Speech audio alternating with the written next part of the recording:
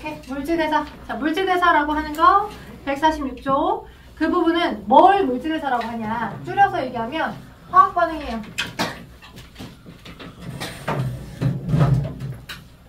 화학반응. 여러분이 중학교 때 배웠던 화학반응 한번 떠올려볼까? 중3 때 배웠던 화학반응. 뭐 반응물이 있을 거고, 예를 들어서 우리 일정 성분비 법칙 배울 때, 그지? 도가니에다가, 그지? 구리가루, 그죠? 네, 약간 불구스름한 구리가루를 놔두고 부탄 토치에다가 알코올 램프에다가 가열해. 그러면 구리니까, 금속 구리니까. 공기 중에 있는 산소랑 막 화학반응해서 이 붉은색이었던 구리가루들이 일정한 양만큼의 공기 중에 있는 산소와 결합하여 산화구리가 되겠지. 그치? 그래서 붉은색이 색깔이 바꿔지면서 검은색이 될 거야. 검은색 구리가루. 그죠? 그치? 그럴 때 내가 공급해준 이 열이, 자, 어때요? 그냥 뭐 한 10도, 한 36.5도 이 정도일까? 엄청나게 높은 에너지가 공급돼야 되겠지. 그치? 공기 중에 있는 산소와 화학반응 하게끔 하기 위해서 엄청 높은, 그죠? 이건 가열한다는 의미야. 한 600도 내지 700도 정도만큼의 열 에너지가 흡수되어서 산화구리라고 하는 새로운 화물이 만들어질 거라고. 끊긴 거 아니죠? 너의 것이죠? 내 거 빨간 불 들어오고 있니? 에휴, 보이냐? 네. 이제 끊긴 거 아니죠? 자, 아무튼 산화구리가 이렇게 만들어질 거라고, 산화구리가. 이 산화구리가 완성하게끔 할 때 엄청나게 높은 에너지가 공급돼야 돼. 600에서 700도. 근데 우리 몸에서 이와 비슷한 형태의 화학 반응을 해. 새로운 종류의 분자들이 들어가서 새로운 화물이 만들어진다고. 반응물, 왼쪽에 있는 게 항상 반응물, 오른쪽이 생성물. 반응물들이 들어가서 새로운 생성물이 만들어지는데 이 600도 내지 700도의 열 에너지가 흡수되면서 화학 반응을 한다라고 하면 어떻게 되겠어? 오마이갓, 온도가 너무 높잖아. 내 몸에 있는 세포가 다 타버리겠네.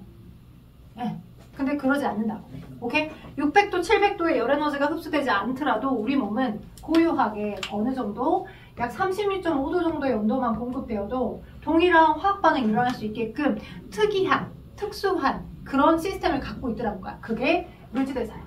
오케이? 그래서 물질대사라고 하는 건 화학 반응이긴 한데 우리 몸의 특수한, 즉 생체 내에서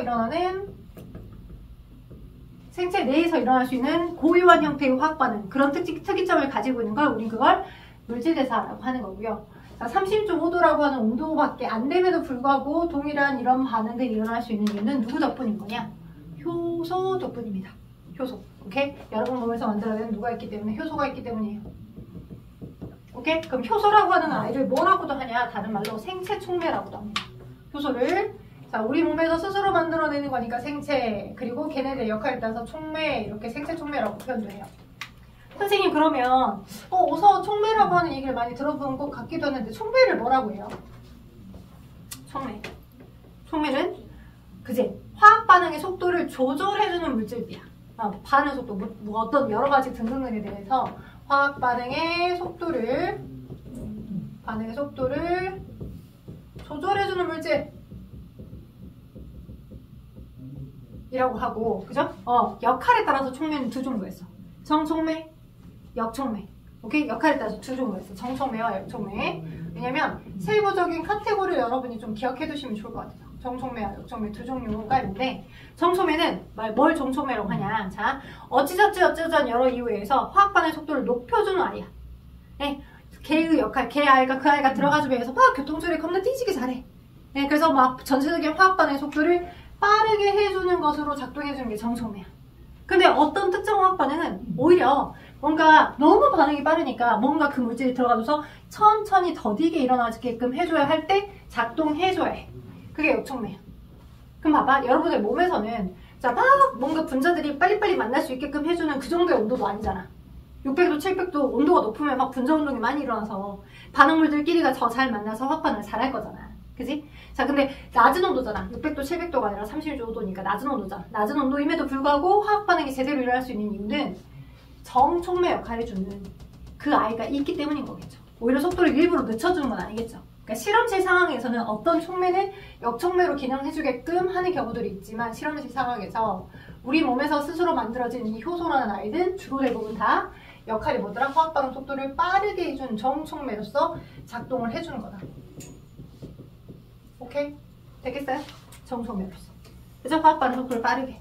오케이? 그리고 이 효소의 주된 성분이 뭐예요? 여러분 이제 막 여러 핵산이랄지 단백질이랄지 얘네들 기능들을 외웠었잖아. 핵산은 우리 몸의 유전물질의 재료들, 단백질은 뭐 여러 근육의 재료나, 그지? 뭐 근육이 되게, 머리카락이 되게 하면서 막 여기 했었잖아? 근데 단백질이라고 하는 거 여러분 몸에서 어떤 역할들을 해서 효소, 그지? 여러분이 열심히 뭐 성장기 때 고기, 그지? 뭐 생선 이런 단백질 재료를 잘 섭취해줘야 되는 이유가 뭐야? 걔네들이 소화가 돼서 그 세부적인 아미노산 조각들이 많이 존재하고 있어야지만 여러분 몸에서 스스로 화학 반응의 속도를 조절해주는 다양한 효소, 다양한 단백질 계열로 되어 있는 호르몬들을 만들어서 쓸 수 있다고. 여러분이 아미노산을 스스로 만들 수는 없어. 동물은 아미노산이라고 하는 걸 스스로 만들 수는 없어. 근데 걔가 먹어졌어. 고기나 오리고기, 돼지고기, 소고기로부터 먹어져서 걔가 소화돼서 레고 블록 조립처럼 기본적인 레고 조립들이 돌아다니고 있는 거야. 네, 그런 조립들을 어떤 순서대로 이제 합체를 시켜서 너는 인슐린이라는 효소, 호르몬으로 기능해. 네? 너는 아밀레이스라는 소화효소로 기능해. 너는 펩신이라는 소화효소로 기능해. 이렇게 사용하고 있는 거라고. 내 몸에 있는 유전 정보로부터. 되겠어요? 오케이? 그래서 자, 여러분의 효소의 주된 성분은 뭐다? 주된 성분이 프로테인, 단백질이다. 그래서 단백질이기 때문에 단백질을 우리가 무기물이라고 해, 유기물이라고 해. 단백질, 유기물이야, 무기물이야? 물 빼고 탄단지 다 유기물이지 않았어? 탄소나 수소나 산소나 질소나 이런 여러 원소가 포함돼? 그지? 그래서 물 빼고 나머지 탄단지들, 뭐 무기염류 빼고, 그런 무기염류 빼고는 다 뭐니까 유기물이었기 때문에 걔네들의 특징을 얘기해서 주성분이 단백질이기 때문에 효소를 다른 말로 뭐라고도 해? 유기촉매라고도 해. 그러니까 생물이 어려운 이유가 우리 몸에서, 그러니까 우리 몸의 상황과 똑같은 상황을 우리 인체 바깥에서 구현해 볼 수가 없죠. 인체 내에서 이러한 특수한 경우의 특징들이 되게 많이 나오고, 그죠? 그러니까 걔네들을 우리가 추상적으로 실제 우리가 일어났던 일들을 가상으로 구현해서 이제 판단해보는 형태들은 워낙 많이다 보니까. 그래서 근데다가 또 어떤 사람은 이 특징을 가지고 무기촉매, 어떤 사람은 이 특징을 가지고 단백질, 어떤 사람은 생체촉매, 이렇게 하나를 명명해주는 이름들이 다 다양하게 있다 보니 그래서 어려운 거야. 그래서 단순히 외우는 학문이잖아요 라고 이렇게 착각하는 거고, 그지? 언어학이야 어떻게 보면. 오케이? 그래서 그걸 좀 기억해 두시면 좋을 것 같고요. 무기촉매, 유기촉매의 차이가 단백질로 이루어져 있기 때문에 유기촉매더라, 효소는. 됐죠? 그리고 속도에 따라서 정촉매더라. 생체 내에서 스스로 만드니까 생체 촉매다. 오케이? 자, 그리고 그러면 선생님 유기촉매가 있다면 무기촉매도 있는 거 아닙니까? 네, 맞아요. 무기촉매는 무기질로 되어 있어. 이온이나 금속 원소를 포함하고 있는. 그래서 어떤 게 있냐면 중3 친구들은 기억할 수 있을까요? 그 질량 보존의 법칙이나 일정 성분의 법칙을 배울 때, 화학 반응식을 배울 때, 그지? 뭔가 촉매가 들어가서 뭐 12g이나 특정 촉매가 들어갔어. 그래서 반응물하고 같이 들어가. 생성물이 만들어져. 그러면 그 촉매가 쓰여? 사용돼? 화학 반응에서? 화학 반응 사용 안 되고 그 12g짜리 촉매가 들어가서 걔는 있는 것 자체로 화학 반응 속도를 빠르게 해준다고. 사용이 안 돼. 그 촉매라는 화학적 분자가 사용이 안 돼. 새로운 생성물을 만드는데. 돼요? 오케이? 자, 그래서 여러분이 기억하실 거 무기촉매라고 하는 거는 자, 대표적으로 누가 있냐? 이산화망가니즈가 있어. 여러분 150쪽 펴봐봐. 150쪽, 151쪽 펴봐봐. 자, 150쪽, 151쪽 우리가 효소를 설명하면서 150쪽, 151쪽을 이제 거기에 대한 실험들을 배우게 될 건데 뭐가 있냐면 자, 과산화수소라고 하는 물질이 있어. 과산화수소. 그 과산화수소라는 물질을 과산화수소가 뭐야 얘들아? 소독약. 소독약. 그래서 상처가 난 부위에 빨간 약 바르잖아. 그 빨간 약은 아이오딘이 포함된 그 소독약이 거고 빨간색 색깔이 아닌 투명한 소독약이 있어. 오케이? 그러면 그 투명한 소독약을 상처가 난 부위에다가 막 떨어뜨리잖아. 투명한 과산화수소를. 그러면 근데 막 보글보글면서 선생님 엄청 따가워요 막 그러잖아요. 그죠? 그게 왜 그런 거냐면 우리 몸에 이 피부 말고 피부 안쪽에 우리 몸 자체, 동물세포든 식물세포든 우리 몸 자체는 카탈레이스라는 효소가 있어. 이 카탈레이스라는 효소가 과산화수소, 여러 화학 반응 하다가 만들어지는 과산화수소라는 그 산화물을 빠르게 물과 산소로 분해해줘야 돼. 오케이? 그러니까 상처가 나기 전에는 그냥 피부에 덮였을 때는 세포가 노출된 건 아니잖아. 오케이? 그래서 그냥 상처가 안 난 부위에다 과산화수소 떨어뜨려 넣자 이런 반응이 안 일어나. 돼요? 근데 상처가 났어. 생살이 돋아났어. 생살이 이렇게 오픈이 된 상태에다가 여기다 과산화수를 떨어뜨리면 걔가 세포니까 세포에 존재하는 카탈레이스가 과산화수를 물과 산소로 빠르게 분해를 시켜주고, 그죠? 본능적으로 개수비 좀 맞춰볼게. 그죠? 오케이? 원자수비 맞춰줘서 이렇게. 그리고 우리가 소독을 한다라는 효과는 이 과정에서 발생된 저 수소기체 아니야, 산소기체. 얘 덕분에 소독을 하는 거야. 상처 부위를 발생된 산소가 막 버금버금 이렇게 소독해주는 효과를 갖는 거야. 근데 얘와 똑같은 화학 반응이 뭐에 의해서 우리 몸 바깥에서 이산화망가니즈라는 이 아이가 들어가면 이산화망가니즈, 그럼 얘도 똑같이 과산화수를 물과 산소로 분해시켜. 오케이? 됐죠? 자, 근데 얘는 단백질로 되어 있지만 얘는 단백질이 아니야. 얘는 생체 촉매지만 얘는 생체 촉매가 아니야. 그럼 얘는 무슨 촉매인 거야? 얘가 무기 촉매인 거야. 그죠? 얘는 무슨 촉매인 거야? 유기 촉매, 생체 촉매인 거야. 우리 몸에서 스스로 만들어진 거니까. 되겠어요? 151쪽에 비어있는 윗 공간이 있거든요. 거기다가 얘 좀 적어줘봐.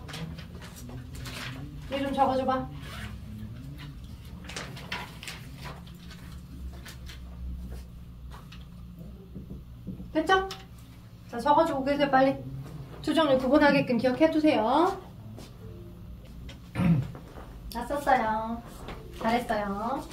그래서 우리 몸에서 만들어진 카탈레이스라는 효소가 생체 촉매, 그지? 그래서 스스로 내가 가지고 있는 내 유전 정보에 의해서 저런 카탈레이스라는 효소가 만들어져서 기능을 수행해주는 거고, 그죠? 또 우리 몸 인체 바깥에서 그 카탈레이스라는 물질 말고도, 그지? 이산화망가니즈를 이용해서도 저렇게 동일한 화학 반응이 일어날 수 있게끔, 빨리 일어날 수 있게끔 해줄 수 있다라고 알아두시면 될 것 같아요. 그리고 이제 150쪽에 대한 디테일 내용은 마저 다 설명을 한 다음에 추가적으로 조금 더 설명할게. 다시 146쪽 와봐. 여기까지 어렵지 않죠? 용어가 좀 많다는 것만 잘 잡아보면 돼. 다음 두 번째. 그렇다면 146쪽에 맨 위에 보면 생체내에서 일어나는 화학 반응을 다 물질대사라고 하는데, 물질대사의 종류에는 뭐가 있을까요? 그럼 물질대사 이런 화학 반응의 큰 종류에는 어떤 종류들이 있을까라고 물어봅니다. 크게 두 가지. 어렵잖아. 크게 두 가지가 있어요. 두 가지. 어떻게? 생각해봐. 따로 떨어져 있었던 납기 물질들을 연결해서 사이즈가 커지는 고분자 물질을 만들 수도 있겠죠. 오케이? 또는 우리가 양분을 소화시키는 것처럼, 그죠? 포도당이 뒤지게 연결되어 있는 이런 고분자 녹말이 들어왔어. 그 녹말을 여러분의 아밀레이스가 열심히 분비를 해줘서 하나씩 잘라주잖아. 포도당으로. 그죠? 고분자 물질이 있는데 얘를 낱개로 떨어져 있는 포도당으로 떨어지게끔 해주는 화학 반응이 있겠죠. 얘를 나눌 이온한다, 이별한다 라고 해서 고분자 물질이 생성되기는 생성물, 저분자 물질로 만들어지는 거 이화작용, 물질대사 종류의 이화작용이 하나 있고요. 그죠? 또 이렇게 레고 블럭들 조립들이 이렇게 있으면, 그죠? 지금 4살 조카를 같이 키우진 않지만 가끔 한 2주일에 한 번씩 가서 놀아줍니다. 너무 자주 놀아주는 건 힘들어요. 아이가 여학생인데 또 불구하고 막 공으로 놀아줘야 되고 몸으로 놀아줘야 되고, 자, 이런 아이예요. 여학생인데 남학생 같은 아이예요. 자, 그래서 이제 뭐 공부를 약간 시키면, 그죠? 기본적인 박스들이 있어. 이렇게도 세워봤다가 레고 블럭들, 이렇게도 세워봤다가, 그지? 다양한 형태의 덩어리를 만들 수 있잖아요. 그게 뭐예요? 낱개로 해당하는 이 아이들이 여러 개가 있으면 그들을 연결시켜서 다양한 형태들을 합체시킨 덩어리 큰 분자로 만들어줄 수 있죠. 이러한 물질대사도 있겠죠. 이런 물질대사는 우리는 동화작용을 합니다. 그죠? 그래서 동화작용은 저분자 물질, 낱개로 떨어졌던 물질들이 덩치가 커지는 거. 이와는 고분자 물질이 뽀개져서 저분자로 되는 거. 어렵지 않죠? 자, 그럴 때 어때요? 당연히 에너지 출입이 같이 동반되겠죠. 떨어져 있었던 얘네들을 연결해서 이렇게 붙여주게끔 하려면 이걸 붙일 수 있게끔 해주는 외부 에너지가 흡수라도 되어야, 그죠? 얘를 부착하게끔 해주는 열 에너지들이 외부에서 흡수라도 되어야지만 덩어리가 연결된 한 덩어리가 되겠지. 항상 왼쪽이 반응물, 오른쪽이 생성물이야. 반응물이 생성물로 될 때 낱개로 떨어져 있던 저분자인데 얘가 고분자로 된 거잖아. 그치? 고분자가 가지는 에너지가 더 높죠? 이 부착하게끔 해주는 열 에너지들이 흡수돼서 얘가 만들어진 거니까. 그래서 외부에 있던 에너지가 흡수돼서 화학 반응이 일어나네요. 흡열 반응입니다. 대표적인 동화작용이 뭐 있겠어요? 식물의 광합성 있겠죠. 그러니까 식물의 광합성이 대표적인 동화작용이 얘예요 라고 하니까 그렇게 또 오해하시면 안 돼. 아, 식물만 동화작용한다 라고 생각하시면 안 돼요. 오케이? 여러분 세포 내에 동화작용하는 부분이 있다면 동시에 어떤 것은 이와가 동시다발적으로 일어나. 왜? 한 개의 요소가 모든 일을 다 해주는 게 아니라 이때 작용을 해주는 효소, 저때 작용해주는 효소, 각각의 요소들이 같은 공간에서 다양하게 내가 맡은 일만 부여받아서 하는 거니까. 오케이? 그래서 여러 종류의 효소들이 각각의 반응을 하고 만나서 화학 반응하니까 이화작용하는 부분도 있을 거고 동화작용하는 부분도 있을 거고 다이나믹하게 동시다발적으로 같이 일어난다. 물질에서는 하나라고 하는 세포라고 하는 장소에서도. 됐죠? 그래서 대표적으로는 광합성, 식물의 광합성을 예를 들 수 있고 그럼 동물의 몸에서 일어나는 동화작용은 뭐 있을까? 동물의 몸에서 일어나는 동화작용 예를 뭘 들 수 있을까? 생각을 해보자. 여러분 책에는 딱 그 146쪽에 물질들 사이 구분하면서 표 있죠? 2번에 동화 이하작용 표에 설명이 되어 있는 부분 중에 첫 번째 동화작용에 광합성 나와있죠? 그죠? 단백질 합성도 예시를 들 수 있겠죠? 아미노산의 종류가 1번부터 20번까지 20여 개가 있거든? 근데 그 20여 개의 아미노산이 몇 개의 개수로 결합하느냐에 따라서 전체의 뜻이 다르죠. 우리 뭐 알파벳도 A부터 Z까지 26개의 알파벳이 있어. 근데 그 알파벳이 만들어내는 단어는 여러분이 중학교 때 이 정도면 중학교 올라가기 전에 필요한 단어를 다 외웠다 싶었어. 그랬더니 고1이 됐을 때 고1 올라가기 전에 외워야 될 단어 몇 개. 그지? 몇 천 개. 그지? 그래서 매일 영어 학원에서 하루에 그지? 100개씩 외우라 하잖아. 누적으로 또 100개, 또 그 다음에 또 100개. 아니 외웠는데 또 외워야 될 단어가 많고 외웠는데 또 외워야 될 또 단어가 많아. 단어 외웠으면 단어끼리 연결해서 수고를 또 외우래. 엄청나게 많잖아. 그들을 어떻게 배치시키냐에 따라서 뜻이 다 다르잖아. 그치? A부터 Z까지 알파벳은 26개밖에 안 되지만 얘를 이런 순서로 결합시키냐, 이렇게 하나가 더 붙냐, 이렇게 되냐에 따라서 각각 뜻이 다 다르잖아요. 그쵸? 그런 것처럼 아미노산도 1번부터 20번까지 20여 개의 아미노산이 있지만 엄청나게 다양한, 그치? 단백질이 합성되는 것도 아미노산들을 결합시켜서 고분자의 단백질이 합성되는 것도 그것도 동화겠지. 그치? DNA가 복제되는 것도 그것도 동화야. DNA가 복제되는 것도. 그래서 왜? 이쪽에 뉴클레오타이드가 있어. 그죠? 오케이? 그러면 얘와 상호적인 또 하나의 뉴클레오타이드가 또 이렇게 결합돼. 그래서 폴리뉴클레오타이드가 만들어지잖아. 이렇게 배치된 얘와 상호적인 폴리뉴클레오타이드도. 그죠? 그러면 동화작용이죠. 사이즈가 커진 거니까. 폴리뉴클레오타이드. 그죠? 동화작용. 오케이. 그럼 이화작용에 뭐 있어? 이화작용에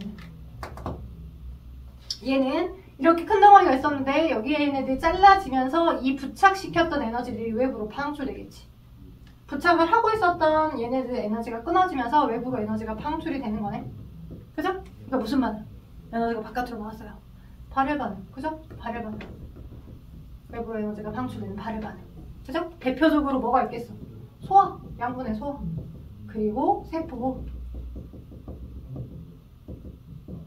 여기에 추가로 예시를 하나 더 들어보자면 중3 때 여러분 인슐린 글루카곤이라는 호르몬 배웠어. 기억나요? 기억나요? 인슐린과 글루카곤. 인슐린은 혈당량을 낮춰주죠. 어떻게 낮춰줘요? 혈액에 포도당이 돌아다니고 있었는데 걔를 어디다가? 이 준애가 다음번에 한 끼 굶을 수도 있거든요. 그지? 한 끼 굶었다고 해서 여러분 굶어 죽는 거 아니죠? 왜? 여러분 몸은 혈당량을 일정하게 유지하기 위해서 많이 들어왔을 때 걔를 저장해놔. 간이랑 근육에다가. 그죠? 간 근육에 저장해놓고도 남는 열량이 또 남아 돌면 지방세포에다가 탄수화물을 지방으로 바꿔서 저장해놔. 그게 살찌는 거야. 그래서 다이어트의 기본 원리가 뭐야?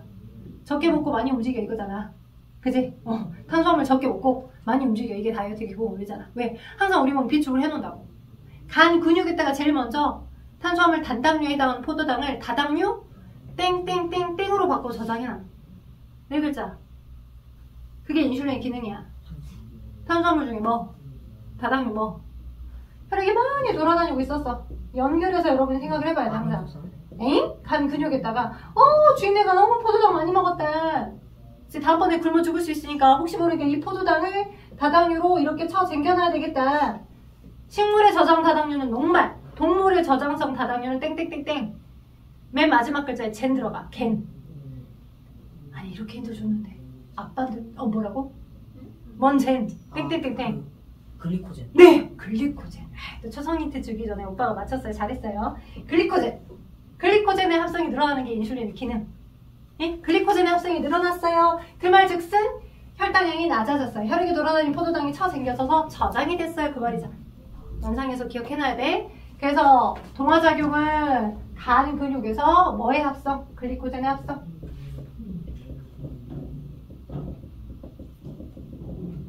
그치? 간 근육에서 글리코젠이 합성되는 거가 대표적인 동화작용이더라.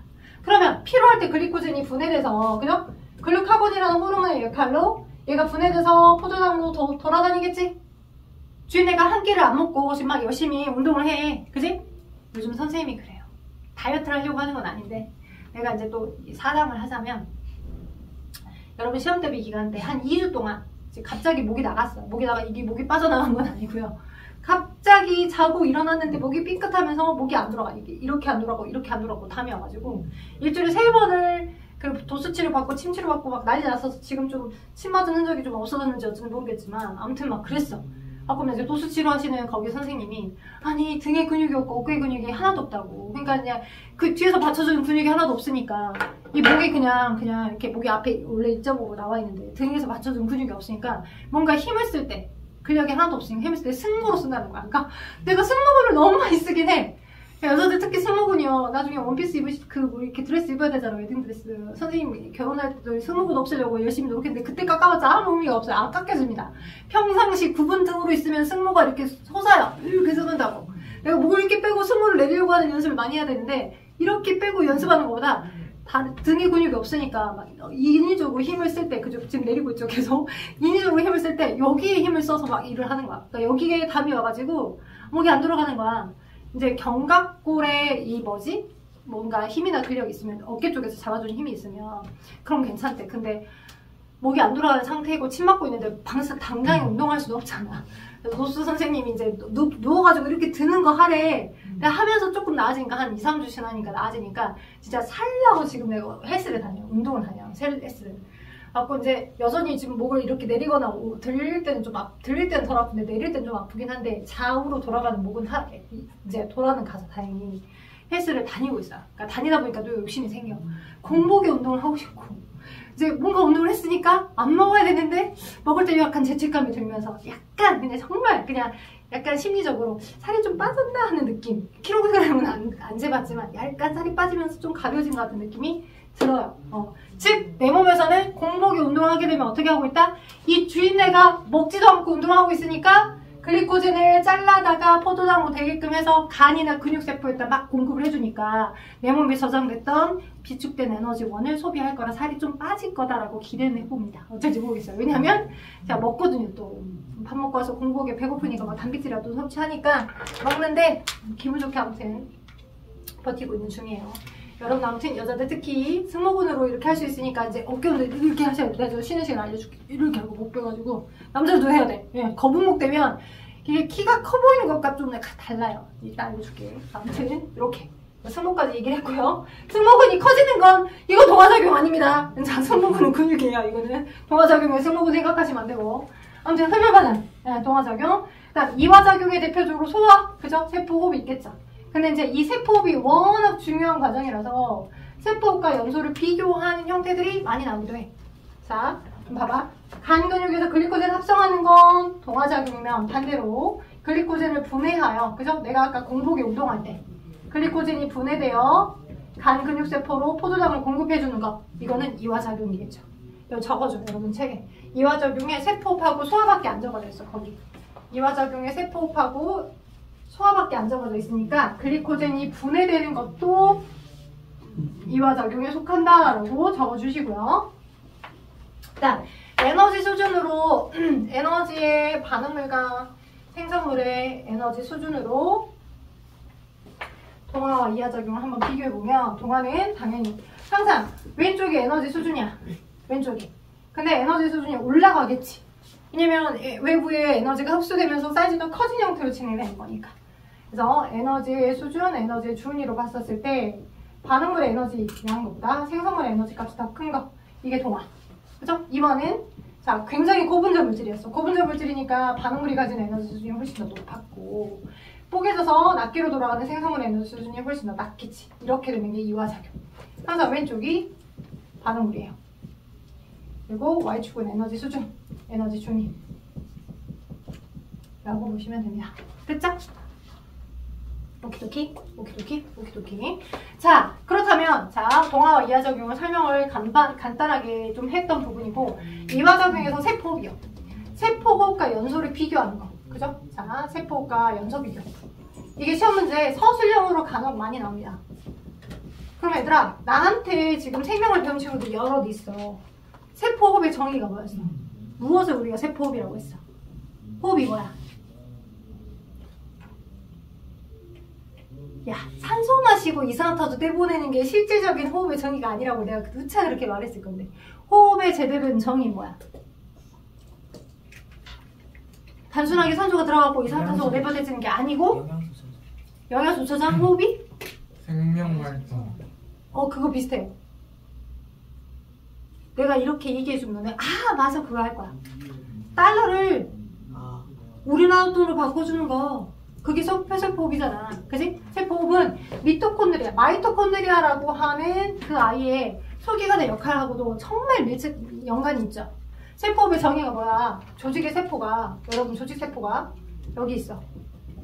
그죠? 조직세포가 이렇게 있으면 조직세포 안에 흡수된 에너지, 당연히 동물은 스스로 그 에너지를 만들 수 없으니까 열심히 큰 덩어리 음식을 먹어서 소화시켜가지고 녹말이나 등등등이 포도당으로, 그치? 단백질이 소화가 돼가지고 아미노산들, 지방이 소화돼서 지방산이나 모노글리세리로 소화가 됐어. 그런 3대 영양소들을 3대 영양소, 탄단지, 그치? 포도당, 아미노산, 지방산 이렇게 가지고 있던 걔네들의 화학적 에너지를 그대로 쓸 수 있다고? 그대로 쓸 수 있어? 없어요? 없어요. 근데 쓸 수 없지만, 그대로 쓸 수 없지만 걔네들이 쓸모가 없어? 아니야, 얘네 달러라고. 달러를 내가 우리 한국이라고 해서 바로 통일해서 쓸 수 없다고 그냥 버릴 거야? 아니지, 은행 가서 바꿔야지. 지금은 환율이 좀 떨어졌어요. 환율이 높을 때 갖고 계시다가 다시 바꾸세요. 그죠? 지금 좀 환율이 떨어졌어요. 그래서 얘네들을 반드시 산소를 바탕으로 하여서 어디에서? 마이토콘드리아라고 하는 세포 소기관에서. 그래서 마이토콘드리아라는 세포 소기관 이렇게 생겼습니다. 세포 소기관 이렇게 생긴 세포 소기관에서 이 포도당이 가지는 화학적 에너지, 아미노산이 가지는 화학적 에너지, 지방산이 가지는 화학적 에너지를 반드시 산소와 함께 뭐로 바꿔준다고? 여러분이 중학교 때는 생명, 활동, 에너지라고 배웠어. 오케이? 근데 얘가 실질적으로는 화학적인 분자야. 어떤 화학적 분자냐면 아파트 얘가 아니고요. 약자가 ATP입니다. 예? ATP. 풀네임이 아데노신, 잘난 척 하는 거 아니에요. 아데노신 트리포스페이트.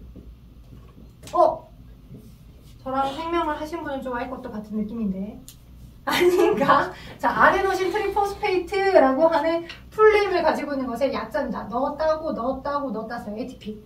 뭔 말이냐? 이 아데노신이 여러분 그 뉴클레오타이드 배웠던 아데닌 알죠? 아데닌. 그죠? 아데닌이라는 염기에, 그죠? 당에, 리보스라는 당에, 여기까지는 똑같아요. 당에, 예? 리보스라는 당에 여기 인산이 하나, 둘, 세 개가 붙어있는 게 ATP입니다. 생물에서 기본 단위체가 하나 있으면 모노, 똑같은 놈이 두 개 붙었으면 D, 규칙성이 있댔잖아. 똑같은 놈이 세 개까지 붙었으면 트리, 오케이? 4개까지, 5개까지 막 있다가 좀 10개 이상 붙어있어요. 그럼 올리고 할 때 올리고, 그죠? 그거보다 훨씬 더 많아. 그럼 뭐라고 해요? 볼리. 그죠? 생물은 항상 이런 용어들로 공통적으로 이렇게 설명을 된다고. 오케이? 그래서 여기서 말하는 이 트리는 포스페이트, 얘가 지금 인산이거든? 포스페이트, 인산, 인하고 산이랑 이렇게 번복되어 있는 거. 오케이? 이 포스페이트가 3개가 붙어 있어요 라고 하는 이 전체 풀네임을 아데노신 트리포스페이트라고 하는 이 풀네임의 화학적 분자로 에너지를 저장해. 예? 이 포도당이 가지는 화학적 에너지를, 아미노산이 가지는 화학적 에너지를, 지방산이 가지는 화학적 에너지를 이 형태에도 바꿔서 저장한다고. 예? 그걸 생명활동 에너지라고 중학교 때는 배웠고요. 여러분이 꼭 기억하실 거, ATP라는 화학적 분자로 저장을 하는 거구나. 그게 한 38분자 바뀌어서 저장이 돼. 38분자 정도. 오케이? 그리고 얘네들이 가지는 공통 원소가 CHO, CHO에 N, CHO라고 하는 원소들이 있다 보니 공통적으로 다 이산화탄소나 물이랑 노폐물이 발생된다고. 죽었지? 이렇게. 그지? 그래서 뭐로? 세포호흡이라고 하는 건 산소가 들어갔는데 이산화탄소가 나갔어. 이것만 보고서 아, 산소가 들어가고 이산화탄소가 나가는 거니까 숨 쉬는 것과 똑같다라고 표현해서 세포호흡이라고 얘기하는 거고, 본질적으로는 화폐를 바꿔주는 거야. 세포에서 쓸 수 있는 화학적 화폐로. 세포라고 하는 나라에서 쓸 수 있는 화학적 화폐로 에너지를 바꿔 저장해주는 거. 이게 세포호흡입니다. 잠깐 쉬었다가, 좀 쳤으니까 쉬었다가, 그래서 연소랑 비교해서 설명해 드릴게요. 자, 승모는 잊어주시고, 그죠?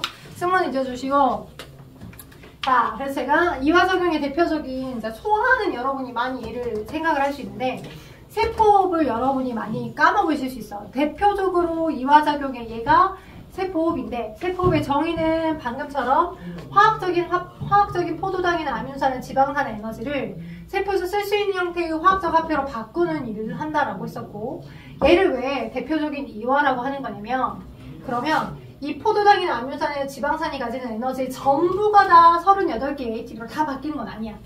이게 화학 반응을 하는 과정에서 어쩔 수 없이 일부 열 에너지가 생겨. 그래서 이 나온 열 에너지로 우리 몸의 체온을 유지하는 데 또 사용한다고. 오케이? 네? 이렇게 전환되는 과정에서 여러분이 뭐 막 갑자기 안 풀리던 물리 문제나 수학 문제를 막 풀어. 그러면 춥다가도 더워지거든. 막 머리를 막 두뇌를 막 회전하거나 막 뭐 이렇게 집중해서 뭔가를 하게 되면 배도 많이 고파지잖아. 예? 막 공부하다 보면 배 많이 고파지잖아. 예? 그래서 귀찮아서 막 먹으면서 잠 온다 자고 이렇게 안 좋은 그 순환이 악순환이 계속 반복되잖아. 그치? 잠깐 컨디션 좋았을 때는 막 공부하다가 또 배고파지니까 뭘 먹으니까 또 식곤증이 막 이게 막 계속 반복되는데, 기본적으로 이 세포호흡이라고 하는 건 이렇게 바뀌는 과정에서 열 에너지로 일부 나가버리는 거, 내 몸의 체온 유지를 사용하는 형태들이 있다 보니까 어떻게 되는 거냐. 저 세포호흡을 한 결과, 이제 세포호흡을 한 결과 어떻게 되냐. 이렇게 실질적으로 포도당이 사용됐던 이 반응물이 실제 가지는 화학 에너지의 모든 양이 다 ATP라는 화학적 분자로 다 바뀌는 게 아니라고. 오케이? 열 에너지로 나간 것까지를 다 더해야지만 에너지 값이 똑같겠지. 근데 발열 반응을 거쳐서 열 에너지는 다시 재사용이 될 수 없을 형태의 에너지로 나가버린 거니까 생성된 38개의 ATP의 양은 조금 더 작은 거고, 반응물이 실제 가지는 에너지 값은 높은 거고, 그러니까 이화작용인 거야. 반응물의 에너지 값 총량보다 생성된 ATP의 총량의 값이 더 적어서 일부가 열 에너지로 나가버려서 발열 반응으로 나가버렸기 때문에 대표적인 이화작용의 예로 들 수 있는 거고, 세포호흡을. 그지? 그리고 누구를? 연소도 마찬가지로. 연소는 우리 몸 바깥에서 한꺼번에, 그지? 자, 이렇게 비유할 수 있어. 포도당.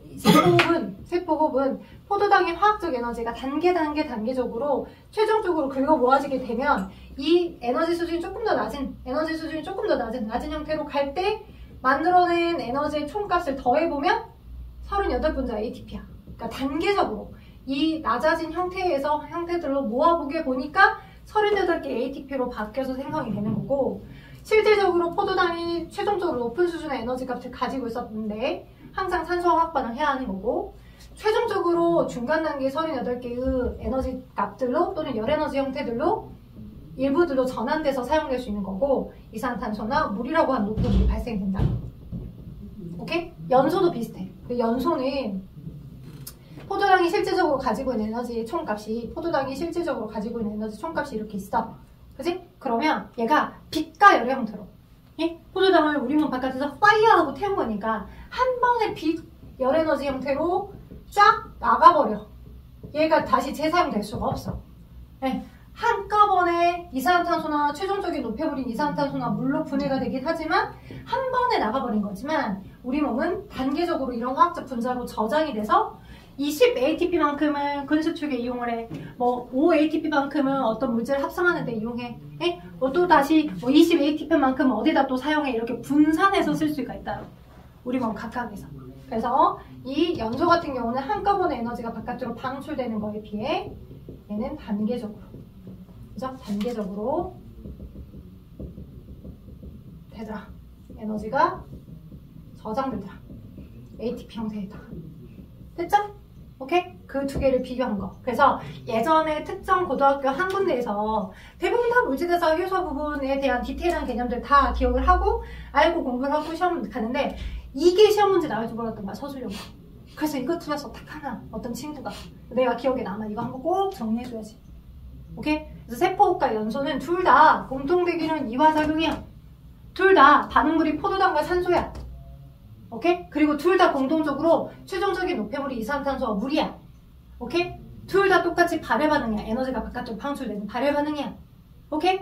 근데 차이가 있다면 얘는 체내에서 일어나는 거고, 그쵸? 얘는 우리 몸 바깥에 실험실 상황에서 일어나는 거고, 얘는 에너지가 단계적으로 ATP라는 화학적 분자로 저장이 되는 거고, 연소는 우리 몸 바깥에서 한꺼번에 빛이나 열 에너지 형태로 한꺼번에 나가버리기 때문에 에너지가 저장된 형태가 아니라고. 오케이? 저장된 에너지 형태로 어디다가 다시 재사용될 수 있는 형태는 세포호흡인 거고. 되겠어요? 오케이? 그걸 꼭 기억하시면 좋겠습니다. 자, 여러분 책에 있는 그 146쪽에 있는 물질대사 구분, 위쪽에 세포과 연소 비교한 거, 그거를 마지막 잡아드렸고요. 자, 아까 처음에 얘기했던 것처럼 저 물질대사라고 하는 게 생체 내에서 잘 일어나려면 생체 촉매인 효소가 우리 몸에서 잘 만들어져서, 그죠? 생체 촉매인 효소가 우리 몸에서 잘 만들어져서 그 기능들이 수행이 된다라고 했었잖아요. 그죠? 그 기능들이 수행이 된다라고 했었었는데, 효소가 그렇다면 어떻게 해서 물질대사라고 하는 촉매 기능을 잘 수행할 수 있는지, 화학 반응이 잘 빨리 일어날 수 있게끔 진행할 수 있는지 효소의 특성을 한번 좀 설명해서 잡아드려 볼게요. 141쪽 아래 보시면 효소의 특성, 효소의 성질.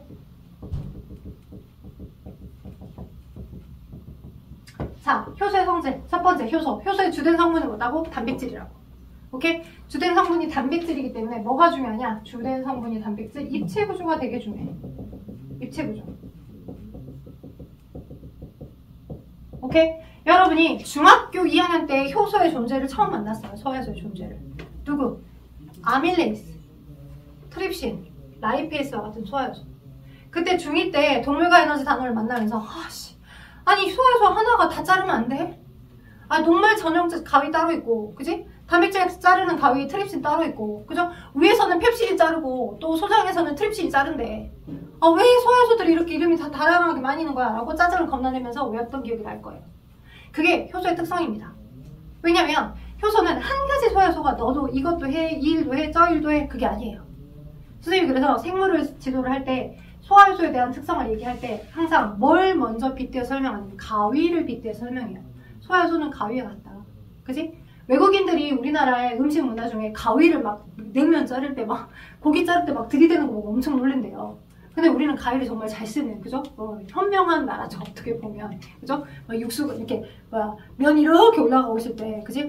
하다가 다 먹는 사람도 있지만, 면이 너무 길어서 한 번에 못 먹겠다 싶으면, 가위를 처음에 들이면 외국인들이, 뭐야, 왜 이렇게 쳐다본다고. 걔네들은 거의 나이프 문화니까, 칼 문화니까. 근데 이제 한두 번 써보고 너무 현명하다고 가위를 사간다고 하더라고, 외국인들도 보면. 근데 그 가위가 주방용 가위, 주방에서만 쓰죠. 그죠? 사무실용 가위를 우리가 쓰진 않잖아, 주방에. 그지? 그 다음에 머리 자를 때 머리 자르는 전용 가위가 따로 있죠. 그죠? 헤어 전용 가위가 따로 있고, 코털 삐져나왔을 때 남자들 코털 자른 가위가 따로 있죠. 큰 가위로, 사무실용 가위로 삐져나온 코털 못 자르죠. 여기 코 다 어긋나지. 큰일 나잖아. 다이소 가봐, 코털 전용 가위 아주 다양하게 해서 뾰족한 수정 가위도 있지만 끝에가 동그래서 혹시나 찌를 때 피나지 않도록 동글동글한 모양의 코털 전용 가위가 전용 가위가 따로 있어요. 그런 것처럼 여러분 몸에서 기능을 해준 효소는 각 기질마다, 그러니까 각각의 반응물마다 내가 녹말만을 잘라야 돼. 그러면 아밀레이스라는 소화효소가 녹말만을 자르는 거고요. 이 아밀레이스라는 소화효소가 녹말도 잘라, 단백질도 다 잘라, 다 자르는 게 아니라고. 그죠? 그걸 우리는 첫 번째 뭐라고 해? 기질 특이성이 있다고 한다고. 여러분들 147쪽 효소의 특성, 기질 특이성. 한 가지 소화효소는 입체 구조가 딱 맞는 한 가지 효소는 정해진 입체 구조를 가지는 147쪽 입체 구조를 가지는 반응물 하고만 반응한다. 반응물을 다른 말로 기질이라고 해. 기억하셔야 돼. 네? 모든, 그러니까 딱 하나의 소화효소가 모든 일을 다 해주는 게 아니라고. 오케이? 전용 가위가 따로 있어. 코털 전용 가위, 그지? 그 다음에 머리카락 자르는 가위, 주방에 쓰는 가위, 그지? 고기 자를 때 쓰는 가위, 김치 자를 때 쓰는 가위가 각각 있는 거죠. 되겠어요? 오케이? 오케이? 오케이. 자, 그게 기질 특이성이고요. 그게 어떤 형태냐면 정해진 입체 구조를 가지고 있기 때문에 그런 건데, 어떤 형태냐? 자, 녹말이 있어요. 녹말은 포도당 여러 개가 결합된 거잖아요. 그죠? 우리 몸에 이렇게 생긴 효소도 있고요. 이렇게 생긴 효소도 있고 우리 몸에 이렇게 생긴 효소도 있어요. 그러면 요거 두 효소 중에 누구가 저 아이를 인식해서 두 덩어리씩 잘라낼 수 있을까요? 얘는 네모난 형태인데 동그란 모양의 단면을 가진 아이랑 입체 구조가 맞지 않죠. 그죠? 근데 동그란 아이고 동그란 아이니까 입체 구조가 딱 맞겠죠. 그래서 이 아이가 얘랑 만나서 화학 반응이 잘 일어날 수 있게끔 도와줍니다. 단면이 동그랗기 때문에 기질과 맞는 입체 구조를 가지고 있어서. 돼요? 되겠어요? 기질과 맞는 화학 반응을 매개를 해주더라 라고 하는 게 기질 특이성이고요. 그죠? 오케이. 그리고 효소는 두 번째 재사용 가능합니다. 효소는 재사용 가능. 그리고 세 번째 제일 중요한 거니까 여기다 써줄게. 효소는 화학 반응 어떻게 하게 해주냐. 자, 활성화 에너지를 결론부터 먼저 알려드릴게요. 활성화 에너지를 낮추어서 화학 반응이 빠르게 일어나도록 한다. 선생님 활성화 에너지가 뭔데요? 이 개념도 잡고 가셔야 돼요. 활성화 에너지가 뭔데요? 자, 뭐냐면 이렇게 생겨져 있는 지금 기질이 있어요. 반응물. 그죠? 얘를 한 덩어리씩 잘라서 해체를 시키고 싶어. 그죠? 그럼 이 아이를 내가 가만히 초능력이 생겨가지고 가만히 쳐다보고 있어. 그럼 얘가 낱개로 떨어지나? 뚝뚝뚝 떨어질까? 쳐다만 보고 있어도 떨어질까? 안 떨어지죠. 저 아이를 하나씩으로 떨쳐내려면 최소한 뭐라도 해야 돼. 불기라도 해야 돼. 차라리 바람이라도 불려서 혹시라도 이 바람결에 이 결합이 떨어질 수 있게끔 그게 최소한이야. 그치? 실제적으로 화학 반응이 일어나려면 얘를 물리적으로 잡고 전체를 잡고 흔들기라도 해줘야 이렇게 결합됐던 에너지들이 떨어져 나가겠지. 이해돼요? 이런 반응물을 하나씩 얘를 해체시켜서 떨어지게끔 하려면 이 아이를 잡고 흔들어주게끔이라도 해야 해. 그 흔들어줄 때 흡수된 에너지를 우리는 뭐라 하는 거야? 활성화 에너지라고 하는 거야. 흔들어주게끔 필요한 에너지. 그죠? 걔를 활성화 에너지. 활성화 에너지의 정의는 여러분 146쪽 아래 나와 있어요. 활성화 에너지를 약자로 액티브 에너지라고 해. 그래서 이렇게 쓰기도 해. EA. 그죠? EA를 낮춰준다. 활성화 에너지의 정의 거기 밑줄 긋고 갑시다. 읽어보시면서 활성화 에너지가 뭐라고? 화학 반응이 일어나는데 필요한 화학 반응이 일어나는데 필요한 최소한의 에너지.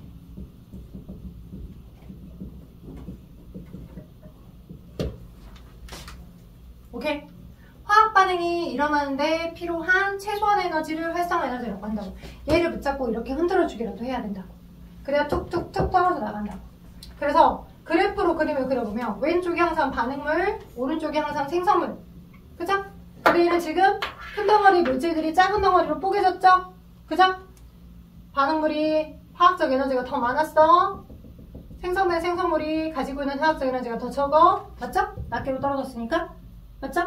그래서 반응물이 생성물로 이렇게 분해가 될 때 우리가 최소한 어떻게 해줘야 된다고? 얘를 붙잡고 흔들기라도 해줘야 된다고. 그래서 그렇게 흡수된 에너지를 우리는 그걸 뭘 한다고? 활성화 에너지라고 한다고. 요게 Y축의 O가 에너지 수준이잖아. 그지? 근데 이 아이를 붙잡고 흔들기라도 해줘서 얘가 흔들어져서 흡수된 에너지, 얘를 우리는 이 활성화 에너지라고 한다고. 효소가 없을 때. 돼요? 중요합니다. 효소가 없을 때 활성화 에너지죠. EA라고 해요. 그런데 자, 효소가 있어. 우리 인체내. 그죠? 그러니까 인체내 효소가 있게 되면 어떤 형태냐면 효소는 딱 정해진 기질하고 만나서 화학 반응을 매개해줄 수 있어. 효소의 주된 성분이 단백질이랬지. 단백질을 구성하는 기본 단체가 아미노산이잖아. 그럼 아미노산도 여러 화학적인 그 입자들이 결합되어 있죠. 우리 아미노산의 화학식 한번 기억을 떠올려 볼까? 자, 아미노산 하면 여러분이 그냥 단순히 이건 이거야 저건 저거야 하고 단편적으로 외워버릴까 봐서 아미노산들이 결합돼서 만들어진 게 단백질이잖아요. 그러면 아미노산이 이쪽 왼쪽에 카복식기를 갖고 있고 이쪽에 아민기를 갖고 있어요. R1 이렇게 있을 거예요. 이게 지금 R1번부터 R20번까지 20여 개가 있죠. 아미노산을 구성하는 기본 단체들이.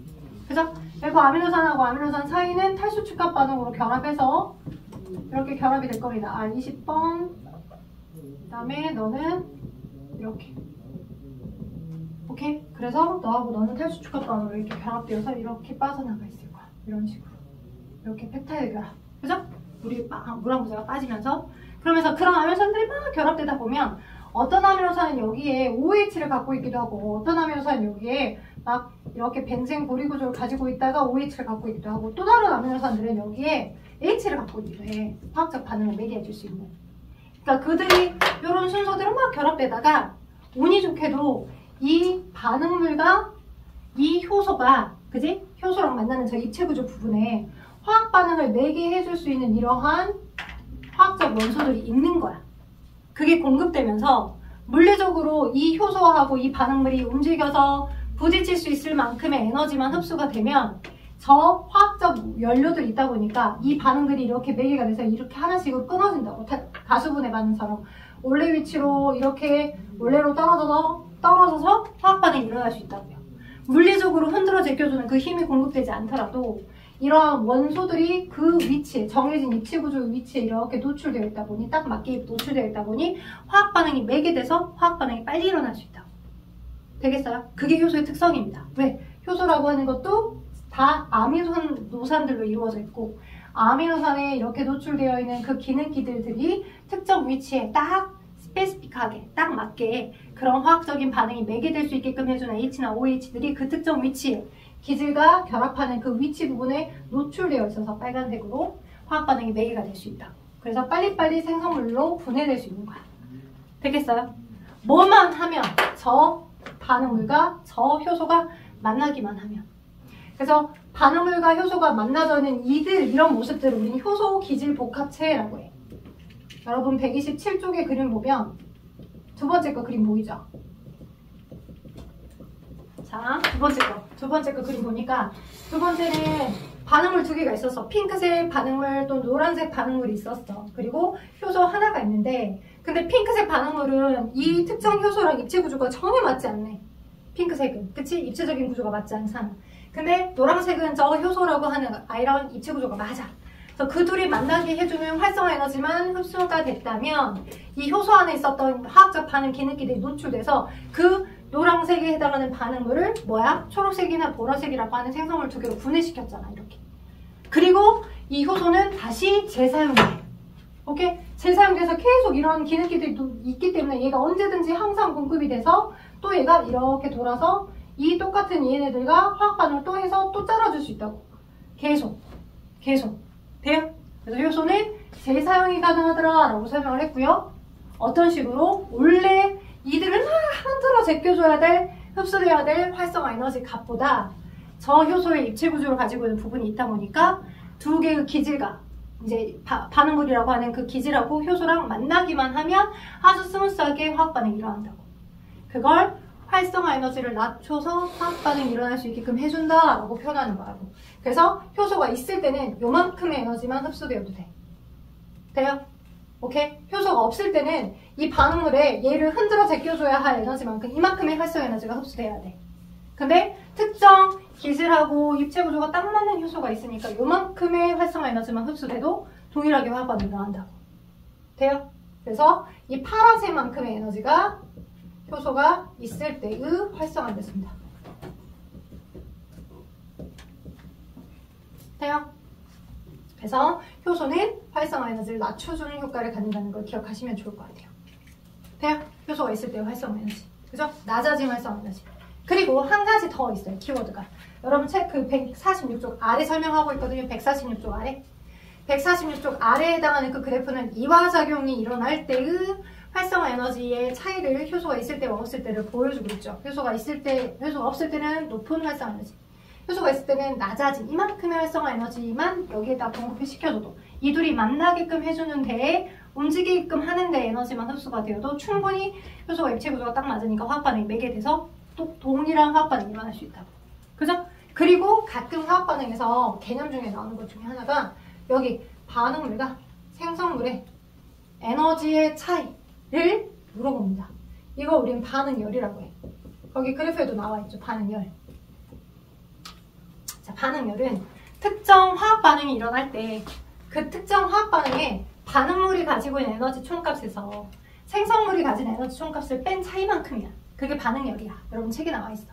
근데 여기 그래프 보시면 내가 공급해준 효소가 이 반응열을 변화시켜주는 건가?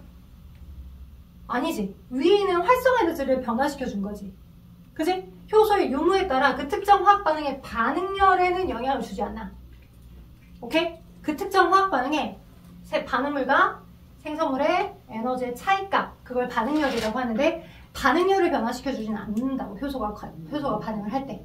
그치? 그래서 효소가 있건 없건 효소의 유무에 따라 특정 화학 반응의 반응열에는 상관이 없다.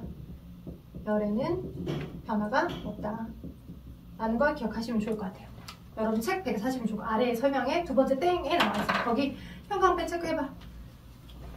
효소는 자 반응열은 반응물의 에너지와 생성물의 에너지를 나타내는 차이로 효소의 유무에 관계없이 반응열은 그 각각의 화학 반응에서 반응열 값은 고유하다. 변동이 없다. 다만 효소는 뭐를 활성화 에너지를 낮춰주더라. 그죠? 효소의 개념을 활성화 에너지를 낮춰서 화학 반응이 일어나게끔 하는 거고 재사용이 되는 거다라고 말씀드렸어요. 오른쪽 147쪽. 자, 그래서 위에 그림 다 설명했고 효소와 생명활동에서 나와 있는 그 개념에서 효소는 생명체 내에서 이렇게 다양한 화학 반응을 일어날 수 있게끔 해줍니다. 그쵸?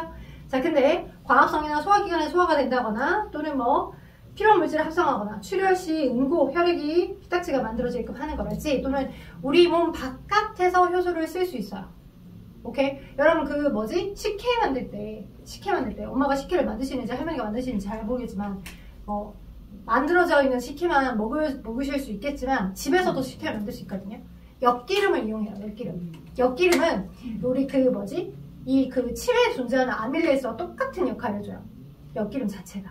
근다고 이제 우리가 식혜 만든다고 만들어진 밥에다가 우리 침을 모아가지고 거기다가 넣어서 얘를 엿당을 만들 수는 없잖아. 녹말을 엿당이 되게끔 할 수는 없잖아. 침 뱉어가지고 식혜 만들진 않잖아. 그 침 대신에 침 속에 들어있는 아밀레이스와 똑같은 기능을 해주는 엿기름을 거기다 부어 밥을 이제 한 다음에 부어. 그리고 얘를 약간 상온의 온도에다가 약간 일부러 놔둬. 네, 그래서 이 녹말이 대부분 다 엿당이라고 하는 형태로 분해가 되면 얘를 한번 끓였다가 식혀서 조금 청 넣고 단맛을 내게끔 해준 게 그게 식혜인 거야. 그러니까 우리 몸 바깥에서 우리 몸 안에 있는 효소와 입체 구조가 딱 비슷한 형태의 엿기름이라고 하는 걸 이용해서 화학 반응을 일어나게끔 해준다고. 돼요? 그리고 여러분 때 효소 세제라고 해서 여러분의 이제 땀이 흘린다거나 할 때 그 땀에다가 노란색 그 때 성분이 제거가 될 수 있게끔, 그지? 특정 효소 세제를 이용하기도 하고, 단백질 분해 효소, 그죠? 또는 지방 분해 효소 같은 걸 이용해서 이제 엄마가 그 표백 효과를 한다거나 빨래 빨 때 특정 효소 세제 같은 걸 더 부어서 쓰기도 하세요. 예, 그래서 합성 효소 세제를 이용하기도 하고, 청바지 약간 바른 느낌처럼 빈티지한 청바지 만들 때 그렇게 할 때도 섬유소 분해 효소라고 하는 인공적인 섬유소 분해 효소라는 걸 이용해서 먼저 좀 빠이게끔 해준 다음에 그 다음에 약간 착향을 입혀가지고 색깔을 만들거든요. 이해되죠? 즉 우리 몸 안에서만 효소가 사용되는 게 아니라 우리 몸 바깥에서 효소가 사용되기도 한다고. 효소와 똑같은 역할을 해주는 게. 그래요? 그렇지만 물질대사라고 하는 건 항상 우리 몸 안에서 사용되는 화학 반응들을 생체 내에서 일어나는 화학 반응들을 물질대사라고 하는 거고, 그때 효소가 관여하는데 그런 효소와 비슷한 합성 효소들을 우리 몸 바깥에서도 사용하기도 한다는 걸 기억하시면 좋겠어요. 오케이? 그래서 당뇨 검사하는 거지, 그지? 임신 확인하는 거랄지, 이런 여러 소변 검사를 통해서 당이 있는지 없는지를 확인하는 거랄지, 그거 다 모두 효소를 이용하는 거야. 그게 여러분 표에 나와 있어요. 자, 효소를 활용해서 식품이나 의약품이나 생활용품이나 기타에 사용되는 거 있죠. 섬유산업, 청바지 탈색하는 거, 환경 정화하는 거라 했지. 효소 화장품 또는 효소 치약이나 화장지 및 종이 제조나 등등등 다. 또 발효식품에 또는 고기 연육제, 엄마가 불고기 셀 때 열심히 사과 같은 거, 키위 같은 거 갈아서 같이 넣거든요. 그러면 단백질, 그 고기가 조금 부들부들해져. 그래서 단백질 분해 요소가 그 과일에 많이 들어있거든. 그래서 어르신들이 본능적으로, 그러니까 나는 좀 덜 그런데 미안해, 아직 어르신이 아닌가 봐.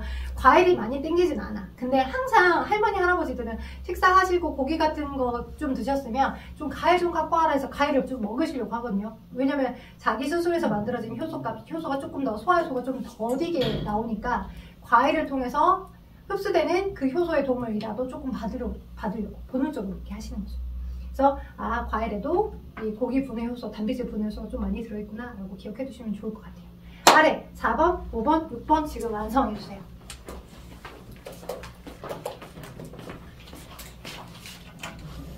자 4번 물질 대사에 대한 설명에서 오는 거 옳지 않은 거 OX 물어봤다. 자 첫 번째 반드시 에너지 출입이 일어나면 효소가 관여한다. 맞죠? 네? 물질 대사라고 하는 거 에너지 출입 동반되고 특정 소화효소가 특정의 효소들이 다 관여하더라. 단백질 합성인데 동화적 이하가 아니죠? 자 X 세포 바깥에서 효소를 활용하고 세포 바깥에서 효소를 활용하 여기까지 맞아. 그지? 근데 그런 효소를 활용한 반응을 물질 대사라고 한다고요? 물질 대사의 정의는 정확히 생명체 내에서 일어나는 화학 반응. 36.5도밖에 안 되는 온도에서 일어나는 화학 반응. 그치? 자, 그래서 X. 근데 효소를 생명체 바깥에서 활용한 여러 가지 산업들, 물질들도 만들어지기도 하더라라고 하는 것도 팩트.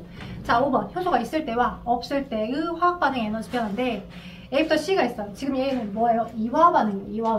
이화 반응. 자, B가 있고 C가 있고 A가 있는데 효소의 유무와 관계없이 일정한 거. 반응열을 물어봤죠? 그게 A죠. 자, 효소는 활성화 에너지의 언덕을 낮춰주는 것 뿐이지 반응물과 생성물의 총 실질적인 에너지의 차이값만을 변화시키는 반응열을 변화시켜주진 않는다고. A는 변화되지 않아. 효소랑 관계없어. A는 반응열은. A가 뭐였다고? 반응열. 자, 그 다음에 효소가 있을 때 활성화 에너지는 낮아진 값. C. 그죠? 오케이? C가 답이에요. 자, 효소에 대한 설명 중에서 옳은 건 O, 옳지 않은 건 X 물어봤어요. 자, 첫 번째. 한 종류의 효소는 여러 종류의 반응물에 작용한다. 맞아요? 정해진 짝꿍이 있다고요. 그죠? 녹말을 자를 수 있는 건 아밀레이스밖에 없다고요. 정해져 있다고요. X예요, X. 자, 그 다음 효소는 반응이 끝나면 생성물과 분리되어 사용하더라. 효소는 반응이 끝나면 생성물과 분리되어 사용되더라. 맞죠? 다시 재사용이 돼요. 옮기다. O, 재사용이 돼요. 효소는 생물체 밖에서 사용할 수 있어요. 그래서 X입니다. 그래서 X, O, X 이렇게 되는 거고요. 150, 151쪽 봐봐요. 여기까지 먼저 설명해줘야 되고 먼저 숙제 체크 먼저 해봐. 숙제 체크. 내가 150쪽을 간단하게 좀 설명할 거야. 설명할 건데 151쪽은 너네가 숙제로 풀어야 돼. 151쪽. 체크 151쪽 숙제로 여러분이 해오셔야 되고 그다음 154쪽에 해당하는 그 11번부터 16번까지 다 해오셔야 돼. 154쪽에 해당하는 11번부터 16번까지 싹 다 해오시고요. 숙제 체크했어요. 154쪽 싹 다. 그다음 155쪽에 4번도 숙제입니다. 155쪽에 4번도 숙제예요. 오케이? 자, 해볼 수 있을 만큼의 수준의 문제를 내줬어. 난이도 높은 거 아니야. 그 다음 150쪽 마저 설명을 하고 퇴근시켜 드릴게요. 자, 아까 제가 간단하게 유기촉매, 과산화수, 카탈리스 설명했어. 그지? 3개 시험관이 있어. A 시험관, B 시험관, C 시험관. 3개 시험관이 있는데 A는 아무것도 안 넣었대. 그래서 B, C 이렇게 있는데 B에는 뭘 넣었대? B에는 과산화수가 있는데 과산화수 빼고 A는 아무것도 안 넣고요. B에는 감자 조각 넣었대요. 감자 조각 또는 감자즙을 집어넣어도 동일한 효과입니다. 자, 그 다음 C에는 뭘 집어넣었다? 생간. 동물의 생간. 사람의 간을 넣긴 어렵겠죠. 동물의 생간을 집어넣겠죠. 생간 조각을 집어넣었더니 그랬더니 시간이 지났더니 여기서 기포가 폴로로로로 생겼대. 기포가 폴로로로 생겼대. A는 안 생겼대. 당연히 촉매를 안 넣어줬으니까. 자, 감자즙하고 생간 둘 다에 뭐가 들어있다? 아까 우리 뭐 배웠어요? 감자즙과 생간 둘 다에 카탈레이스가 들어있다. 외우자. 카탈레이스예요. 카탈레이스. 그래서 과산화수가 들어있는데 이 과산화수를 카탈레이스가 뭐와 뭐로? 산소인지는 어떻게 확인해? 맨 마지막 과정에서 꺼져가는 불씨를 가까이 했어. 그 기포가 막 생겨서 뽀글뽀글 기포처럼 생긴 거기다가 너는 어떤 기체니? 너의 기체 정체를 알아보기 위해서 꺼져가는 불씨를 가까이 했어. 다시 활활 타오르더래. 퍽 소리는 안 나. 왜 얘가 스스로 타진 않으니까. 스스로 타진 않고 타는 걸 도와주는 거. 산소기체다가 아 여기서 넌 산소기체구나 라고 하는 거 알아낼 수 있었어. 이렇게. 그리고 그게 끝이 아니야. 과정 몇 번 봐봐. 5번 봐봐. 마지막 과정. 과정 5번을 보니까 오빠 땡큐. 과정 5번을 보니까 기포 발생이 다 끝난 다음에 B와 C의 기포 발생이 다 끝난 다음에 여기다가 추가로 뭘 집어넣었대? 과산화수를 더 집어넣었대. 그죠? 자, 어떤 문제는 B와 C 기포 발생이 다 끝나고 난 다음에 B에도 감자 조각을 더 추가 넣어주고 C에도 생간을 더 추가 넣어주고 라고 하면 그지? 아까 5번 과정 5번과 다르게 감자즙을 추가로 더 넣어주고 B에도 C에도 생간 조각을 추가로 더 넣어주고 그러면 기포가 발생이 될까? 될까 안 될까? 될까? 돼요. 돼요? 안 될 것 같아요. 왜요? 된다며? 될 것 같아요. 안 된다며? 찍지 말고 생각을 해. 될 것 같아요. 얘네는 뭘 넣어준 거야? 감자즙하고 생간에 뭐가 들어있어? 카탈레이스가 들어있다고. 그죠? 카탈레이스. 자, 화학 반응을 이 반응물을 다 바꿨어. 그리고 누구는 효소인 카탈레이스는 다시 어떻게? 원래 효소들은 다시 재사용이 된다고. 그지? 넌 재사용이 돼. 너는 그지? 너는 재사용이 되는데 재사용이 될 카탈리스가 들어있는 거예요. 똑같이 카탈리스를 더 집어넣어준 화학 반응이 일어나? 추가로 효소를 더 넣어준 거잖아. 이 경우는. 그죠? 이러면 화학 반응이 안 일어나지. 근데 과정 5번은 다 첫 번째 1, 2, 3의 과정을 거쳐서 다 화학 반응이 충분히 일어나게끔 해주고 난 다음에 더 이상 기포가 안 생겨. 근데 거기다가 뭘 집어넣어서 추가로 과산화수를 넣어줬잖아. 처음에 들어갔던 과산화수가 다 이렇게 화학 반응을 했어. 그래서 기포가 더 이상 안 생긴대. 그리고 나서 또 추가로 이 과산화수를 더 넣어줬더니 또 기포가 생긴대. 그 말은 처음에 애초에 넣어줬던 이 효소가 언제든 계속 재사용이 된다 그 말일 거잖아. 그걸 보여주기 위한 거라고. 오케이? 그래서 효소는 재사용이 되는 거구나. 여기다가 내가 추가로 뭘 집어넣어서 과정 5번의 경우에 여기도 과산화수를 더 넣어주고 여기도 과산화수를 더 넣어주게 되면 또 똑같이 기포가 발생이 됐으니까. 그죠? 효소는 재사용이 되는 거구나. 추가로 뭐를 효소를 더 넣어준 게 아니라고. 됐죠? 그죠? 효소는 안 넣어줘도 원래 처음에 넣어줬던 그 효소만큼이 그대로 다시 반응물 또 들어라 또 일해주고 반응물 또 들어라 또 일해주고 이렇게 된 거라고. 됐죠? 그게 여러분의 150쪽 개념 설명입니다. 그럼 이제 151쪽, 153쪽, 4쪽, 154쪽, 5쪽 숙제예요.